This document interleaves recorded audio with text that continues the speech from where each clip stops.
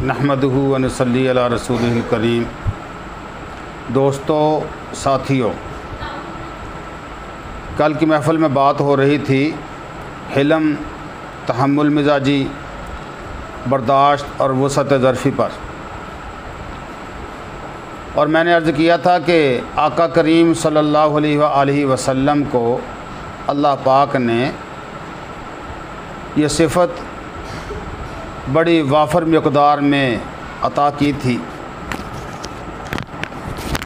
उस्मान बिन तलहा एक सहाबी रसूल हैं रज़ी अल्लाह ताला अन्हु। पहले का वाक़या है जब वो अभी ईमान नहीं लाए थे। ये वो हैं कि जिनके पास काबे की चाबी और कुंजी थी,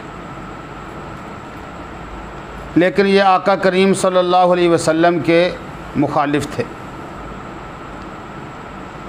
रिश्ते के अंदर आका करीम सल्लल्लाहु अलैहि वसल्लम से तकरीबन 5वीं पुश्त पर जाकर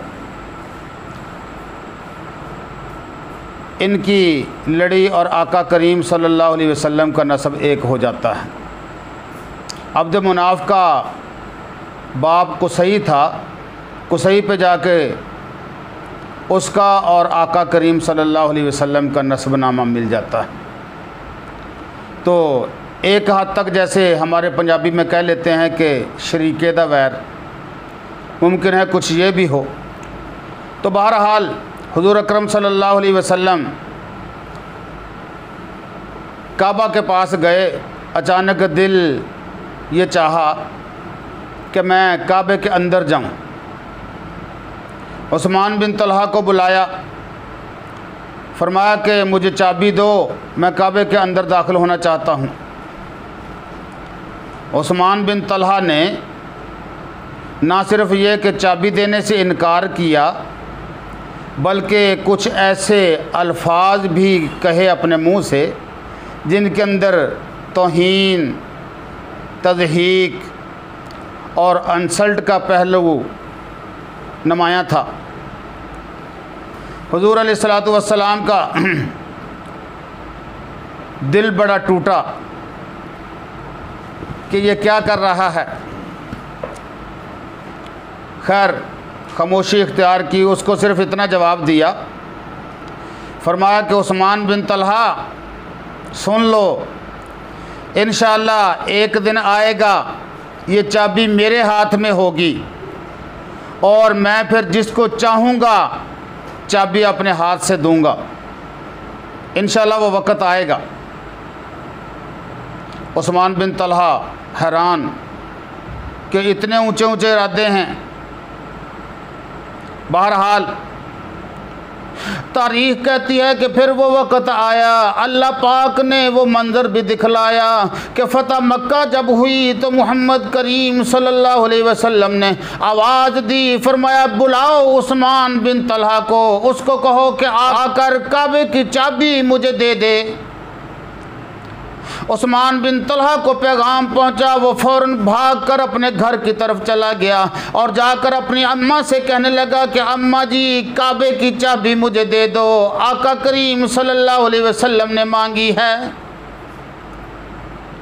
अम्मा कहने लगी उसी वैर के अंदर, उसी ज़िद के अंदर, उसी इनाद के अंदर कहने लगी कि मैं कभी भी चाबी नहीं दूंगी। उस्मान बिन तलहा कहने लगा कि फिर तैयार हो जाओ, अभी थोड़ी देर के बाद अपने बेटे की लाश देख लेना, मैयत देख लेना। जब ये धमकी लगाई तो अम्मा ने फ़ौरन चाबी दे दी। उस्मान बिन तलहा आया, अपने हाथों से मदनी करीम सल्लल्लाहु अलैहि वसल्लम को चाबी देने लगा। चाबी खुद पेश की और आंखों के अंदर आंसू हैं और वो बातें याद आ रही हैं कि आज क्या होगा, आज पता नहीं मदनी करीम सल्लल्लाहु अलैहि वसल्लम मुझसे कैसे बदला लेंगे। लेकिन अल्लाह रहीम व करीम का पैगंबर कभी भी बदला लेने का, इंतकाम लेने का ख्याल नहीं रखता। मदनी करीम सल्लल्लाहु अलैहि वसल्लम ने, रिवायत में आता है कि थोड़ी देर चाबी को अपने हाथ में पकड़ा और फिर फरमाया कि बुलाओ उस्मान बिन तलहा को। उस्मान बिन तलहा आए, फरमाया मदनी करीम सल्लल्लाहु अलैहि वसल्लम ने, उस्मान आजा, आज मैं तुझे चाबी भी देता हूँ खाना काबा की, और साथ में मोहम्मद ये गारंटी देता हूँ कि कल क़यामत के दिन तक ये चाबी तेरे और तेरी आल औलाद और तेरे ख़ानदान के पास ही रहेगी। काबे के अंदर हुक्मरान बदलेंगे, काबे के बादशाह बदलेंगे, काबे के गवर्नर बदलेंगे, काबे के हुक्काम बदलेंगे, सारी हुकूमतें बदलेंगी, सारी सल्तनतें बदल जाएंगी, बादशाहतें बदल जाएंगी, लेकिन काबे की चाबी तेरे ख़ानदान से बाहर कोई नहीं जाने देगा। आज मैं मोहम्मद ये गारंटी दे रहा हूँ, इंशाअल्लाह क़यामत तक चाबी तेरे ख़ानदान के अंदर मौजूद रहेगी। आज भी कहते हैं कि खाना काबा की चाबी उस्मान बिन तलहा के औलाद के पास है। तो ये है ज़ब्त और तहम्मुल और बर्दाश्त जो मदनी करीम सल्लल्लाहु अलैहि वसल्लम ने जिसका मुज़ाहरा किया। फरमाया कि मैं चाहता तो मैं चाबी किसी और को दे देता, मैं चाहता चाबी किसी और को इनायत कर देता। आज मुझे पूछने वाला कोई नहीं, रोकने वाला कोई नहीं, टोकने वाला कोई नहीं, लेकिन उस्मान बिन तलहा मैं तेरे से वो सलूक करना चाहता हूँ कि कल क़यामत तक तारीख़ और मुअर्रिख़ इसको याद रखेगा। और मैं बयान कर रहा था कि ज़ब्त और तहम्मुल पर इमाम बुखारी रहमतुल्लाह अलैह बहुत बड़े मुहद्दिस हैं। बुखारी शरीफ के बारे में आता है कि कुरान पाक के बाद जो सबसे सही किताब है वो बुखारी शरीफ है, और इमाम बुखारी ने इस पर इतनी मेहनत की, इतनी कोशिश की, इतनी जिद्दोजहद की कि एक एक हदीस के लिए लंबे लंबे कई कई मीलों के सफ़र किए हैं। और ये उस ज़माने की बात है जब मेट्रो या ऑरेंज ट्रेन नहीं होती थी। उस वक़्त पहाड़ों के अंदर, सहराओं के अंदर, बियाबानों के अंदर ज़्यादा से ज़्यादा गधा या खच्चर या घोड़े का इंतज़ाम होता था, बस इससे बढ़कर कुछ नहीं। एक एक हदीस लेने के लिए कई कई मीलों के सफ़र किए हैं।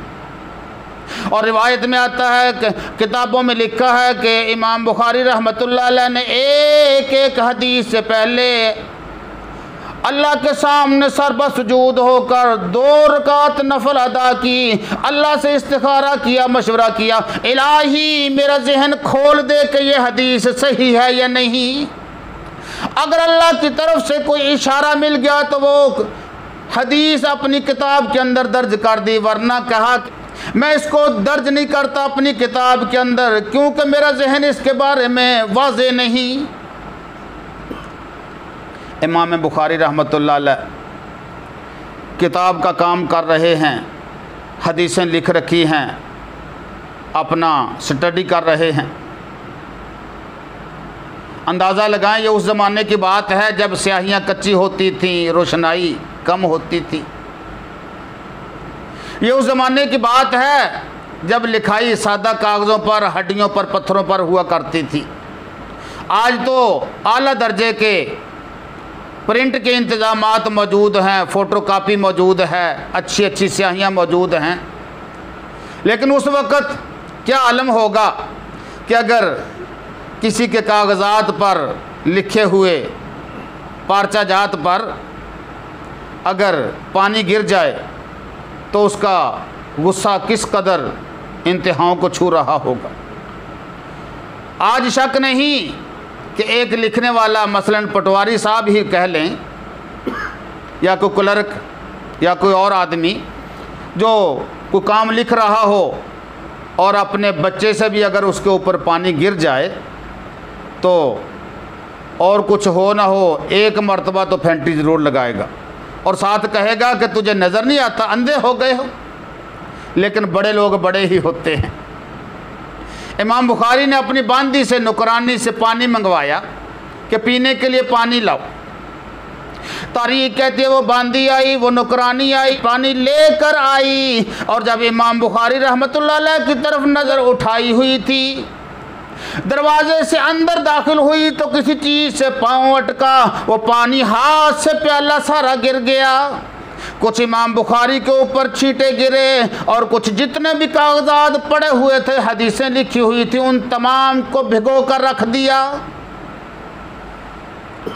पहले तो इमाम बुखारी रहमतुल्लाह अलैह के पेशानी पर गुस्से की लकीरें नमूदार हुई। बड़ा गुस्सा, ऐसे वक़्त में यार कितनी मेहनत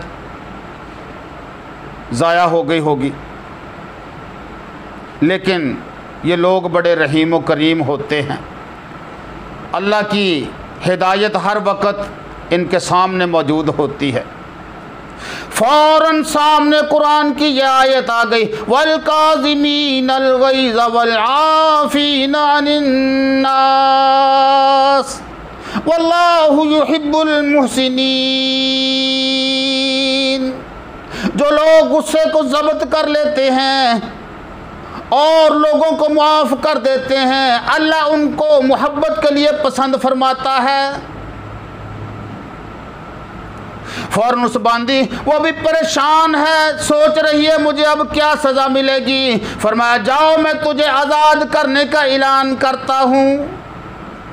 वो हैरान, पाँव में गिर गई, हज़रत ये क्या हुआ? मैं तो समझ रही थी कि मुझे सज़ा मिलेगी, लेकिन आपने तो इतनी आला ज़र्फ़ी, इतनी वसअत ज़र्फ़ी, मुझे मुआफ़ क्या किया, एक कदम और आगे बढ़कर मेरी आज़ादी का ऐलान फरमा दिया। फरमाया, ओ अल्लाह की बंदी, कहना और कुछ करना और है। कहने को तो सब कह देते हैं कि अल्लाह के नबी की सीरत बड़ी आला, कुरान की तालीम बड़ी आला, लेकिन जब अपने सामने को वक़्त ऐसा आता है फिर कहते हैं जी मेरा गुस्सा कंट्रोल में नहीं रहा।